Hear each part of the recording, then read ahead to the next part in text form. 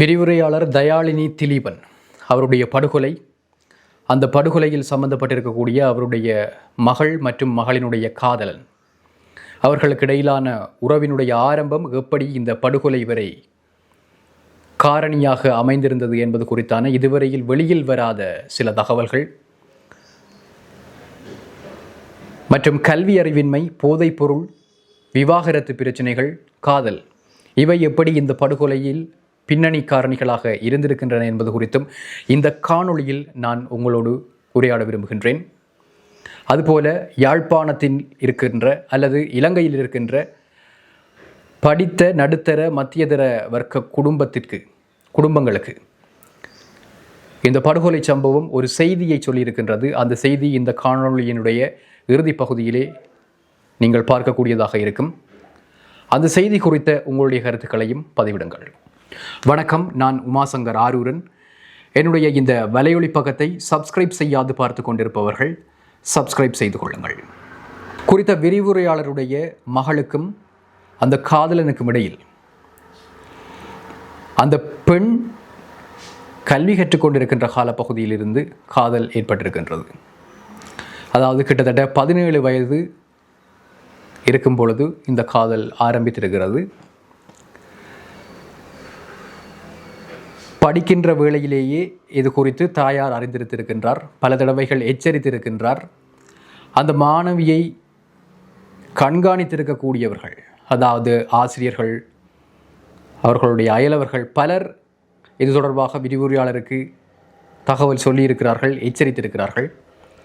அவரால் முடிந்ததை அவர் செய்திருக்கிறார், அதாவது கட்டுப்பாடுகளை விதித்திருக்கின்றார் மாணவிக்கு. ஆனால் பயன் எதுவும் இருக்கவில்லை. அதற்கு ஒரு காரணம், அவர் விவாகரத்தானவர். அதாவது அந்த மாணவிக்கு அல்லது அந்த பிள்ளைக்கு தகப்பன் இருக்கையில், அவளோட இருக்கையில் தகப்பன் சில காலங்களுக்கு முன்னர், சில மாதங்களுக்கு முன்னர் காலமாகி இருந்தார். அது வேறு பிரச்சனை. ஆகவே இந்த மாணவியை கட்டுப்படுத்த முடியாத ஒரு பிரச்சனை தாயாருக்கு இருந்திருக்கிறது. பதிவு திருமணம் செய்து வைத்திருக்கின்றார்கள். ஆனால் அந்த இளைஞனினுடைய நடத்தை பிடிக்கவில்லை, நடத்தை சரியாக இருக்கவில்லை.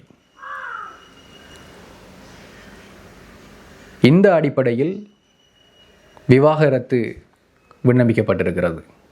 எப்படி விரிவுரையாளர் விவாகரத்து பிரச்சனையில் சிக்கிக்கொண்டாரோ அதுபோல தன்னுடைய அவருடைய மகளும் அந்த விவாகரத்து பிரச்சனையிலே சிக்கிக்கொண்டார். அங்கு சாதி பிரச்சனைகள் இருந்திருக்கிறது. விரிவுரையாளருடைய விவாகரத்திலும் சாதி பிரச்சனை இருந்திருக்கிறது.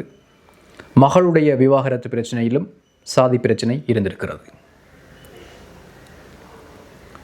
அந்த இளைஞன் தாழ்த்தப்பட்ட சாதி என்று கூறப்படுகின்ற சாதியிலே இருந்த காரணம் இந்த விவாகரத்துக்கு ஒரு காரணமாக இருந்திருக்கிறது. அதுபோல விரிவுரையாளர், அவருடைய கணவர் தாழ்த்தப்பட்ட சமூகத்தைச் சேர்ந்தவர் என்று கூறப்படுகின்ற அந்த வட்டத்திற்குள் இந்த சமூகம் அந்த வட்டத்தை போட்டு வைத்திருக்கிறது. அந்த வட்டத்திற்குள் இருந்த காரணம் அவருடைய விவாகரத்துக்கு வழிகோலி இருக்கிறது. விரிவுரையாளருடைய தாய் தந்தையர்கள் அந்த காரணத்தை தூக்கி பிடித்து விரிவுரையாளரை விவாகரத்துக்கு சம்மதிக்க வைத்ததாக தகவல்கள் இருக்கிறது. காதல் திருமணம் என்பது சாதிகளை தாண்டியது என்று கூறுவார்கள். ஆனால் வாழ்க்கைக்குள் செல்கின்ற பொழுது அது எப்படி தாக்கங்களை ஏற்படுத்துகிறது, அவற்றை கையாள தெரியாதவர்கள் இந்த நிலைமைக்குள் தள்ளப்படுகிறார்கள். ஒரு வாழ்க்கையை தாங்களாக விரும்பி ஏற்று செல்கின்றவர்கள் பிரச்சனைகள் அழுத்தத்தை தாங்க முடியாத பட்சத்தில் மீண்டும் தாய் தந்தையரிடம் முடிவுக்காக செல்கிறார்கள், தங்களை ஒப்படைத்துக் கொள்கிறார்கள். தங்களுடைய வாழ்க்கையை தாங்களே தீர்மானிப்போம் என்று காலை வைத்தவர்கள் பின்வாங்கி மீண்டும் முடிவெடுக்க முடியாத துர்ப்பாக்கிய நிலையில் முடிவெடுக்கின்ற விடயத்தை இன்னொருவர்களிடம் வழங்கி, அதாவது தாய் தந்தையர்களிடம் வழங்கி அங்கே சென்று சரணடைந்து கொள்கிறார்கள். இந்த மாணவி கல்வி கற்ற இடங்களிலே ஆசிரியர்களால் பல தடவை எச்சரிக்கப்பட்டிருக்கின்றனர். குறித்த இளைஞனுடனான தொடர்பு பல ஆசிரியர்களால் அவதானிக்கப்பட்டிருக்கிறது. பல ஆசிரியர்கள் ஒதுங்கி கொண்டிருக்கிறார்கள்.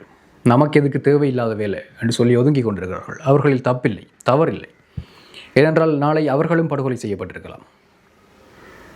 ஆகையால் அவர்கள் ஒதுங்கி கொண்டார்கள். பலர் விரிவுரையாளருக்கு கம்ப்ளைண்ட், முறைப்பாடுகள் சொல்லியிருக்கிறார்கள். மகள் குறித்தான முறைப்பாடுகளை சொல்லியிருக்கிறார்கள். அந்த இளைஞன் குறித்து நன்றாக தெரிந்தவர்கள் இன்னும் ஒரு படி மேலே சென்று, அதுவும் விவாகரத்து பிரச்சனைகள் வந்ததற்கு பின்னர் ஒரு படி மேலே சென்று ஒரு அட்வைஸை விரிவுரையாளருக்கு கூறியிருக்கின்றார்கள். இது இந்த மகள் உங்களுக்கு தேவையில்லை மிஸ். அந்த மிஸ்ஸில் மிகவும் அக்கறை கொண்டவர்கள், அன்பானவர்கள் கூறியிருக்கிறார்கள். இந்த மகள் உங்களுக்கு தேவையில்லை, இந்த மகளை விட்டுருங்க. ஏன்னு சொன்னால் நீங்கள் இருக்க மாட்டீங்கள். மகளை பிடிச்சு வச்சு கொண்டிருந்தீங்க என்றால் நீங்கள் இருக்க மாட்டீங்கள். இப்படி எச்சரித்திருக்கிறார்கள். ஆனால் விரிவுரையாளர் கேட்கவில்லை. தாய்ப்பாசம் எப்படி கேட்கும்? மகளை விட்டுவிட முடியுமா தாயால்?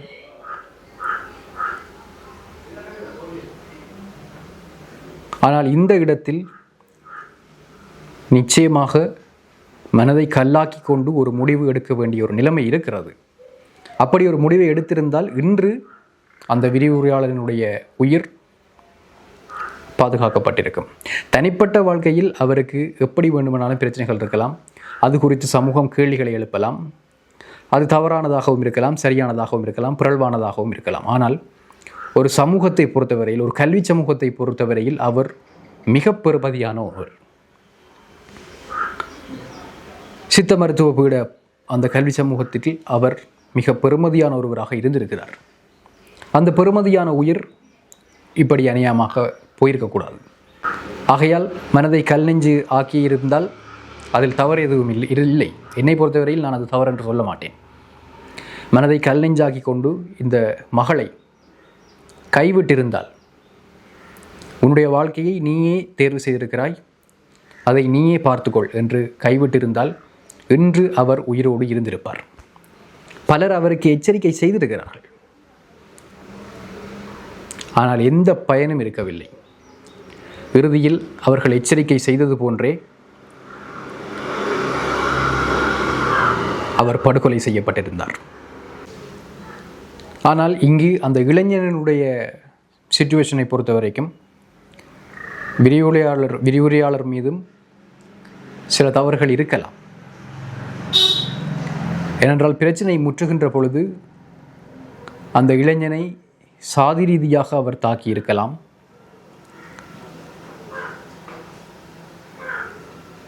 அல்லது படிப்பறிவற்றவர்கள் என்கின்ற ரீதியில் தாக்கியிருக்கலாம். அந்த விடயத்தால் அந்த இளைஞன் கடுப்பேற்றப்பட்டிருக்கலாம். இதுவும் ஒரு பக்க காரணம் இருக்கின்றது.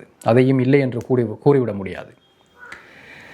இங்கே இந்த சாதி பிரச்சனை என்பது உண்மையில் அன்எஜுகேஷன் தான், கல்வி அறிவின்மை என்பதுதான். அதை சாதி என்று சொல்லி ஒரு வட்டத்திற்குள் போடுகிறார்கள்.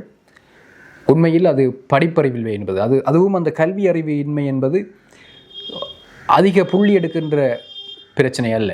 ஏனென்றால் இந்த மாணவர்கள் இருவருமே கட்டிக்காரர்கள். ஆகையால் அந்த கல்வி அறிவு இன்மை என்பது அந்த பொது வாழ்வு, ஒழுக்கம், டிசிப்ளின், பொது வாழ்வுக்குரிய அந்த காமன் சென்ஸ், பகுத்தறிவு, அந்த கல்வி அறிவின்மை என்பதுதான் இங்கு பிரச்சனையாக இருந்திருக்கிறது. யாழ்ப்பாணத்தில் இன்னமும் சாதி என்பது இப்படித்தான் மறைமுகமாக தொழிற்பட்டு கொண்டிருக்கின்றது.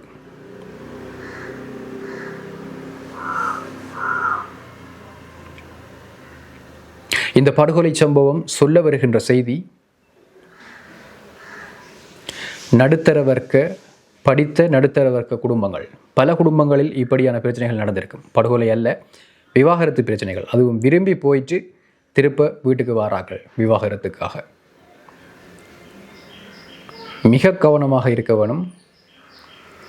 உங்களுடைய குடும்பத்துக்கு செட் ஆகாத, பொருத்தமல்லாத துணையை உங்களுடைய குடும்பத்தில் இருக்கின்ற பிள்ளைகள் தேர்வு செய்வார்களாக இருந்தால் அவர்களை அவர்களுடைய போக்கில் விட்டு விடுவது உங்களுடைய உயிர்களுக்கு பாதுகாப்பானது. இல்லை என்றால் நீங்களும் இவ்வாறு தான் புதர்களுக்குள் இருந்து மீட்கப்படுவீர்கள். இது நேரடியாகவே நான் உங்களுக்கு, நீங்கள் ஒரு நடுத்தர வர்க்க குடும்பத்தைச் சேர்ந்தவராக இருந்தால் உங்களுக்கு நான் சொல்லிக்கொள்கின்ற செய்தி. இது குறித்த உங்களுடைய கருத்துக்களை பதிவு செய்யுங்கள். மற்றும் ஒரு காணொளியில் சந்திக்கலாம்.